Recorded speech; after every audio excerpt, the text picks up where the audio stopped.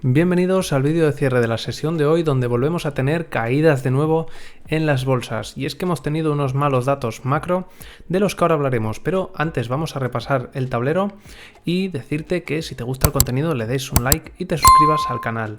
En el tablero vemos que el índice de miedo y codicia pasa ya a la zona de codicia, la zona verde, y por sectores tenemos en Estados Unidos a energía subiendo 1,83, y el segundo que más sube materiales con 1,12, y lo que más cae consumo de estantería con menos 1,16 y utilities con menos 1,11. En Europa lo que más cae automoción con menos 2,37 y lo que más sube petróleo y gas con 2,14. ¿Qué ha pasado? Bueno, pues ha pasado que hemos tenido bastantes datos macro que vienen a continuar un poco en la senda de los últimos datos. Empezamos por Europa, donde teníamos unos datos de PMI muy malos, peores de lo esperado, tanto en todos los países en general y obviamente en la zona euro en su conjunto. Vamos a ver, en la zona euro tenemos un 43,7 esperado y ha quedado el dato en 43,5, 2 décimas menos. No es una locura, pero es que ya estamos en 43 y recordemos que por debajo de 50 es contracción. Entonces, pues ya poco más podía bajar, ¿no? Pero es curioso que todos los países han dado resultados peor de lo esperado. Bueno, Alemania se ha quedado en lo esperado, pero también estaba ya en 39, que bajar más de ahí, pues complicado, ¿no? Y por otro lado, hemos tenido los datos de desempleo de Estados Unidos, donde hemos visto que ha crecido el desempleo desde el 3,5 anterior, y el dato previsto también, al 3,8, 3 décimas de subida en este mes, y se coloca ya en el nivel más alto desde principios de 2020, si no me equivoco. Este dato pues ha asustado al mercado porque deja entrever que el mercado poco a poco empieza a notar los efectos de las subidas de tipos y poco a poco empieza a desmoronarse. Nos ha salvado que a las 4 teníamos también datos de PMI en Estados Unidos que han quedado mejor de lo esperado. También el índice ISM de empleo ha quedado bastante mejor de lo esperado y todo eso nos ha salvado un poco. Pero si no hubiésemos tenido esos datos, la cosa pintaba bastante fea. Vemos, si nos vamos a los gráficos, que el S&P500 está ahora mismo completamente plano. Llegó a subir bastante durante la jornada, pero en cuanto abrió Wall Street se fue hundiendo y ahora mismo está, como digo, pasando a terreno negativo. El Nasdaq también en terreno negativo, menos 0,20, y en Europa ya el FTSE sube 0,5, es el único que está subiendo. El DAX cae 0,67, no ha podido con la media de 100, lo ha intentado en 2 ocasiones y no ha conseguido cerrar por encima, y en cuanto ha habido cierres por debajo, pues vemos lo que pasa, ¿no? Que continúan las caídas. El IBEX bastante parecido, aunque en este caso estamos por encima todavía de la media de 100, pero cae también 0,60. No ha podido con los 9.600 puntos, esa zona de resistencia psicológica, y a partir de ahí pues han llegado otra vez las caídas. Y por último, el índice de Hong Kong, que vuelve a caer un 1,10%, pese a que el gobierno chino pues está intentando sacar medidas para estimular la economía. No lo está consiguiendo, la verdad. Está bajando las tasas de depósito de los bancos, está haciendo un montón de medidas que de momento no están sirviendo para levantar al menos los índices, ¿no? Y veremos la economía. De todas formas, es normal que con una medida concreta no mejoren las cosas, pero la acumulación de varias medidas, que ya lleva unas cuantas, pues sí que termine haciendo que la economía china despegue y por tanto también lo hagan sus índices. Si nos vamos a los bonos, vemos que el bono americano a 10 años cae 0,5 y que el bono alemán cae 0,6. Como digo, los datos de PMI de Estados Unidos y del índice ISM de empleo pues han dado un respiro, porque todo hacía apuntar cuando comenzó la jornada que después de esos datos de desempleo y demás, que los bonos iban a continuar subiendo, ¿no? Porque se ve que la Reserva Federal y el Banco Central Europeo lo mismo, vamos aquí al barómetro un segundo para verlo, pues no tienen ningún margen para seguir subiendo tipos. Si vemos la previsión para el septiembre, para este mes, pues vemos que ya solo se descuenta un 6% de posibilidades de subidas de tipos, cuando la semana anterior se descontaba un 21%. Una caída bastante importante, ya prácticamente nadie lo descuenta, y además se han movido un poco las primeras bajadas de tipos desde junio hasta mayo.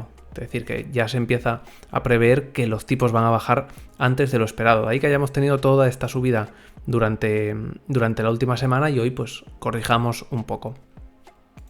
Pasamos a las divisas y vemos que el dólar se fortalece, sube 0,5 y es lo mismo que cae el euro, 0,5, 0,6 hasta el 1,0785. Cae por debajo de la media de 200 otra vez, y de cerrar por encima lleva 2 jornadas bastante negativas, ha caído desde casi el 1,0950, y de cerrar por debajo de esta media de 200 pues lo tiene bastante feo. Tiene un primer soporte en 1,0760 más o menos, pero a partir de ahí no tiene soportes hasta el 1,06,5, así que hay que andarse con ojo con el euro, porque además en Europa no hay margen para seguir subiendo tipos, los datos salen peor que en Estados Unidos, y aunque la inflación es muy persistente en Europa, más que en Estados Unidos, y podría invitar a seguir subiendo tipos, pues el mercado de Europa está ya mucho peor que el de Estados Unidos y no les va a permitir seguir subiendo tipos. Veremos cómo se las apañan para bajar la inflación y no mandar la economía al traste. Quizás si hubiesen empezado a subir los tipos antes, pues no hubiese ocurrido esto, ¿no? Bueno, vamos ya a la libra, que también cae 0,6 contra el dólar y pierde el 1,26. Está ahora mismo en 1,2595. El dólar contra el yen hoy se fortalece bastante. Ayer llegó a caer hasta la zona de 144,5, que hacía días que no estaba ya en esa zona, y hoy vuelve a situarse por encima del 1,46. De momento sigue en esa zona entre el 1,46 y 1,47, en ese rango. El oro hoy cede terreno después de unos días subiendo, pues hoy cae un poco, menos 0,08 hasta los $1.964. Parece que la media de 100 también le ha hecho de resistencia. Y las criptos, que también caen. Bitcoin vuelve a caer por debajo de los $26.000 hasta los 25.700, cae casi un 1%, y Ethereum cae un 1,5% hasta los $1.622.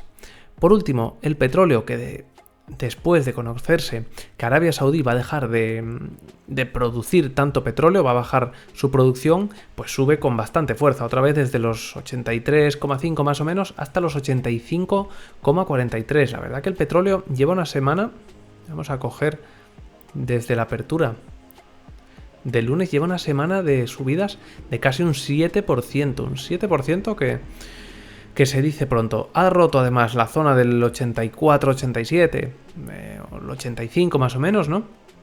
Los $85, que es donde tenía la primera resistencia, y ahora mismo pues tiene el camino bastante libre para seguir subiendo, así que habrá que andarse con bastante ojo con el petróleo. De hecho, vamos a revisar, no sé cómo estará, a ver la web de Truflation, a ver si carga. Bueno, que nos calcula la inflación en tiempo real, entre comillas, ¿no? Y está en la zona del 2,67. La verdad que en el último mes ha subido mucho, lo hemos visto en varios vídeos, casi desde el 2% al 2,67. Y una de las cosas que más afectan es el transporte, que como vemos en esta línea de aquí más morada, el precio del combustible ha subido en picado y empieza a trasladarse en la línea azul, empieza a trasladarse al transporte, y el transporte pesa bastante en la inflación de Estados Unidos, así que puede hacer que baje más lento de lo que se esperaba. Bueno, como es viernes, vamos a ver un par de gráficos para reflexionar bastante interesantes. El primero de ellos es el de las tasas de interés de las hipotecas a 30 años en Estados Unidos, que alcanza ya el 7,23%, el nivel más alto desde prácticamente septiembre del año 2000. Más o menos aquí es, bueno, principios del año 2000, que alcanzó el 8,64. A partir de ahí continuó bajando. En 2005 o 2006 solo se llegó al 6,79, no se llegó a ese 7% y estamos ya en un 7,23. Esto puede hacer mucho daño a la economía. Por otro lado, también otro gráfico de los bonos del Tesoro a 3 meses, letras del Tesoro a 3 meses de Estados Unidos, que también alcanza su rendimiento más alto desde los años 2000, desde enero de 2001, que llegó también a ese 5,61%. Bueno, dos gráficos para reflexionar que yo creo que nos pueden venir muy bien, porque parece que todo va muy bien, pero lo primero, estos bonos son una gran competencia para la bolsa, porque ¿para qué te vas a meter en la bolsa con lo cara que está ya? Si puedes tener casi un 6% de rentabilidad sin ningún tipo de riesgo en los bonos de Estados Unidos. Y por otro lado, el tema de la hipoteca, que toda la gente que empieza a destinar todo este dinero a su hipoteca, lo tiene que dejar de utilizar para comprar otras cosas.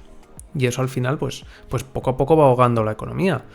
Entonces yo creo que son dos gráficos muy, muy interesantes y que nos pueden hacer un poco poner los pies en la tierra de nuevo, ¿no? Que estamos viendo muchas subidas en las bolsas, pero ojo que puede haber muchos problemas todavía ocultos de aquí a final de año.